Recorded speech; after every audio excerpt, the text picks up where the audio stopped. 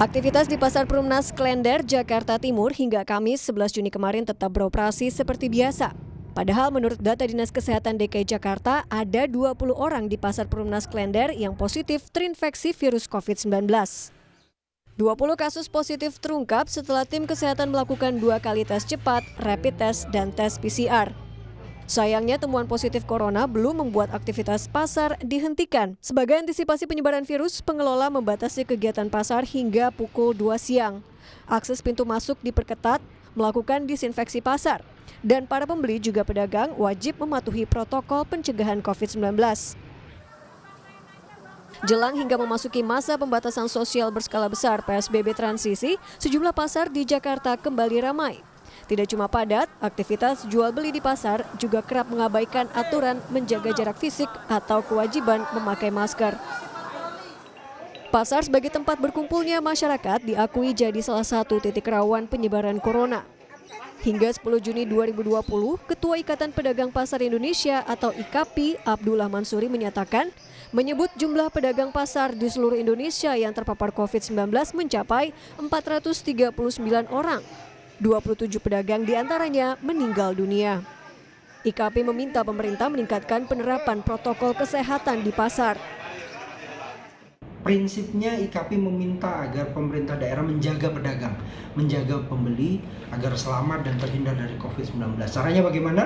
Mensosialisasikan secara terus-menerus pentingnya menggunakan masker, menggunakan hand sanitizer, menyiapkan tempat pencuci tangan di masing-masing blok, dan paling penting adalah menyemprot desinfektan di saat pedagang sudah tidak beroperasi.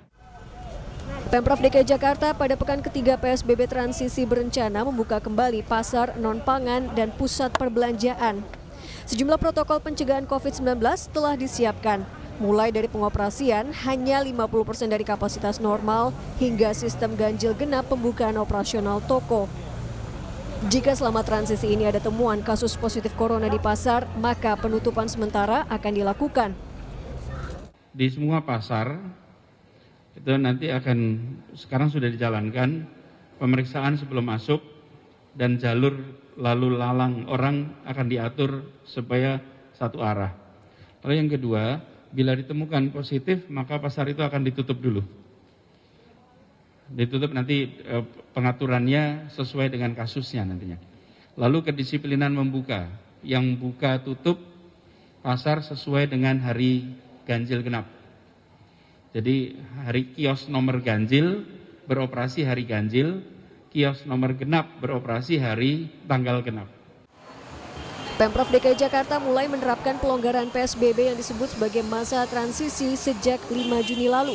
Saat itu rumah ibadah dan sarana olahraga di area terbuka dibuka kembali. Dilanjutkan pada pekan kedua PSBB transisi, Jakarta membuka perkantoran, sektor industri, galeri, hingga layanan transportasi. Masa transisi membuat Jakarta kembali ramai. Perekonomian berdenyut lagi. Imbasnya kemacetan, kepadatan penumpang, dan kerumunan warga makin mudah dijumpai. Dan tentu tetap potensial menyebar virus corona. Tim Liputan Kompas TV.